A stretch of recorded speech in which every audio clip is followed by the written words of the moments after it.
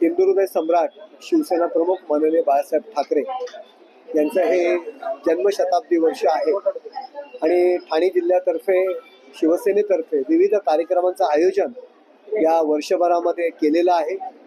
अनेक विविध सामाजिक उपक्रम आहेत, सांस्कृतिक उपक्रम आहेत आणि बाळासाहेबांचं जे भूमिका आहे, बाळासाहेबांचं चरित्र आहे आणि बाळासाहेबांनी केलेलं काम येणाऱ्या नव्या पिढीपर्यंत पोहोचावं या दृष्टीने कार्यक्रमांचं आयोजन केलेलं आहे। खरी शिवसेना ही बाळासाहेबांची आहे आणि बाळासाहेबांचं हिंदुत्वाचं जे तत्व आहे, हिंदुत्वाची जी भूमिका आहे ती मध्यंतरीच्या काळात काँग्रेसच्या दावणीला बांधली होती।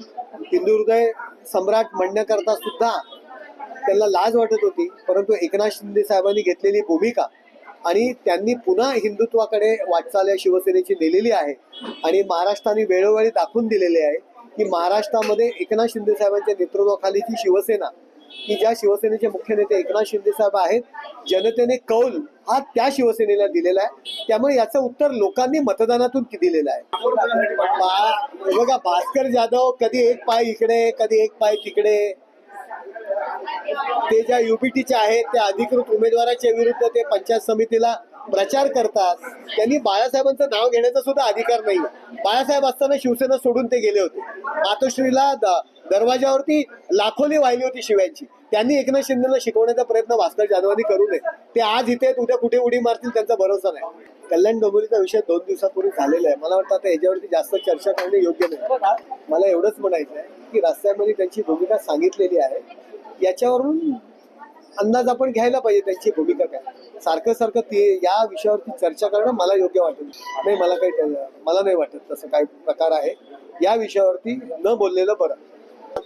आत्ताच अपयश आलेलं आहे असं नाहीये। विधानसभेपासून, लोकसभेपासून, नगरपंचायतींपासून, महानगरपालिका असतील, आता जिल्हा परिषद, त्यांना उमेदवार भेटत नाहीये। उमेदवार शोधावे लागतात, मनसेची साथ घ्यावी लागते।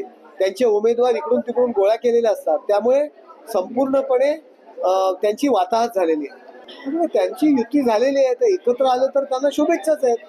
आता त्यांनी एकत्र आले म्हणून आम्हाला काय वाटतं हा काय विषय नाहीये ना। त्यांची युती आहे, त्यांची आघाडी आहे, तर एकत्र येणार। महापौराचे उमेदवार कोकण भवनासमोर ठेवावे लागत नाही।